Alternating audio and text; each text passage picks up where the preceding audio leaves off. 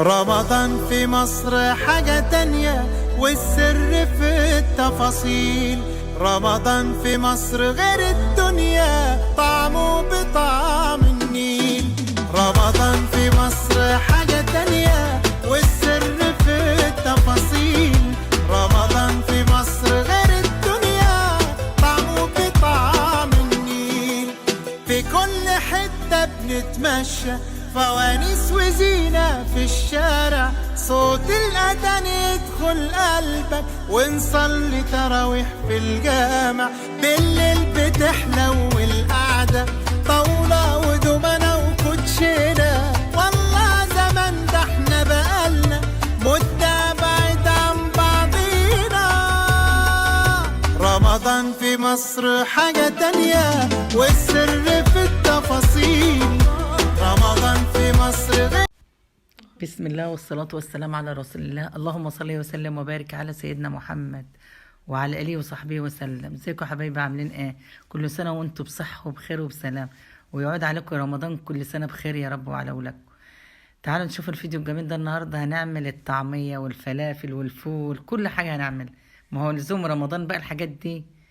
ايه رأيكم بقى؟ عملنا امبارح الفول دمسناه وهنفرزه ان شاء الله مع الطعمية، وعملنا النهاردة الطعمية. جبنا يا حبايبي معاه نص كيلو فول اهوت، ومعايا ايه شدتين كزبره وشبت. ماشي يا حبايبي. بس جبنا الفول نقعناه وغسلناه غسيل كويس، ونقعناه بتاع برضو ايه ساعتين 3. لازم يتنقع عشان هنعمله في الكبه او في الخلاط، فيمشي كده في الخلاط ويبقى حلو، يبقى طري لين كده.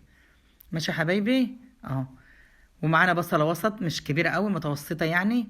ومعانا 3-4 فصوص توم، والخضره اللي انا بقول لكم عليها ديت، وعودين كرات. عارف الكرات الاخضر ده؟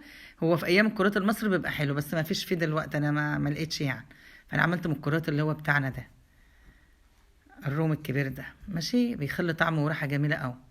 هتقلبي الخلطه دي كلها مع بعضها مع الفول الخضار ده، وهنعمل في الكبه او الخلاط. انا جربت في الكبه لقيته يعني ايه خشن شويه، لكن احسن حاجه طريقه ليه لقيته ان هو ايه الخلاط هو اللي حلو، بينعمه شويه. هتحط برده ايه حبه ميه عشان الخلاط يمشي.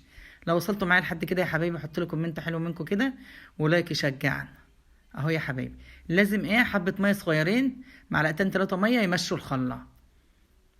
ما شاء الله طالعه جميله ولونها اخضر وجميل، اروع من الجاهزه 1000 مره، احسن منها مليون مره. شكلها جميل، وعلى الاقل عاملاها في البيت ونظيفه ومش متكلفه زي اللي ما انت تشتريها. انما تشتري حته العجينه الطعميه كده ما تعملكش 5-6 قراص ب10 جنيه.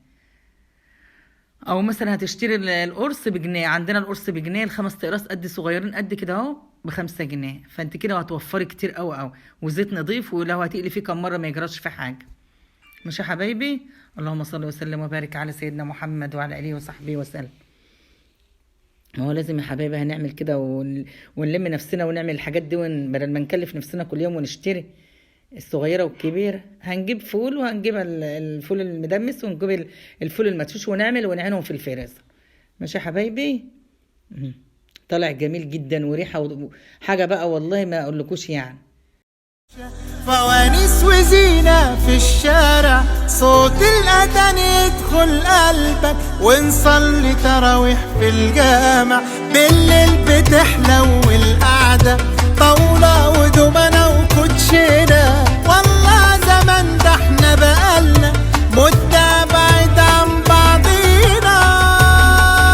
رمضان في مصر حاجة تانية والسر